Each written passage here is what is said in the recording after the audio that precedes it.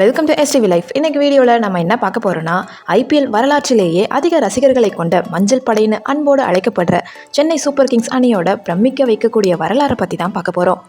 அதுக்கு முன்னாடி நம்மளோட சேனலை ஃபர்ஸ்ட் டைம் விசிட் பண்ணுறீங்கன்னா இந்த வீடியோக்கு ஒரு லைக் போட்டு மறக்காமல் சப்ஸ்கிரைப் பண்ணிக்கோங்க. வாங்க வீடியோக்குள்ளே போகலாம். 2008வது வருஷம் ஐபிஎல் ஆரம்பித்தப்போ இந்தியா சிமெண்ட் நிறுவனம் நம்ம சென்னை அணியை வாங்கினாங்க. அப்போது நடந்த ஏலத்தில் இந்திய அணிக்கு உலகக்கோப்பையை வென்று கொடுத்த மகேந்திர சிங் தோனியை சிஎஸ்கே அணி ஏலத்தில் எடுத்தாங்க. அங்கே ஆரம்பித்தது தான் இந்த தல தரிசனம்.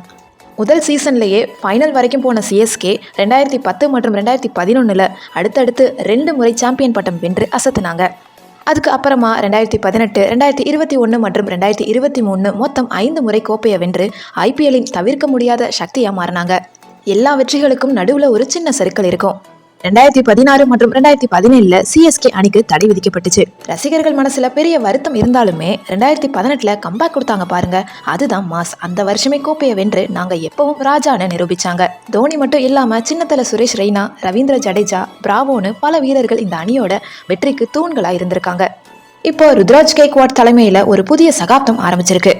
வெற்றி தோல்வி எதுவாக இருந்தாலுமே சென்னை ரசிகர்களோட அன்பு மட்டும் என்னைக்குமே குறையாது. விசில் போடு என்ற ஒரு சத்தம் போதும் சேப்பாக்கம் மைதானமே அதிரும். உங்களுக்கு சிஎஸ்கே பிடிக்கும்னா எல்லோ ஹார்ட் கமெண்ட் பண்ணுங்க. இந்த வீடியோ உங்களுக்கு பிடிச்சிருக்கும்னு நினைக்கிறேன். இந்த வீடியோ பிடிச்சிருந்துச்சுன்னா லைக் பண்ணுங்க, கமெண்ட் பண்ணுங்க, ஷேர் பண்ணுங்க. சப்ஸ்கிரைப் பண்ணாமல் பார்த்துக்கிட்டு இருந்தீங்கன்னா ப்ளீஸ் சப்ஸ்கிரைப் பண்ணிக்கோங்க.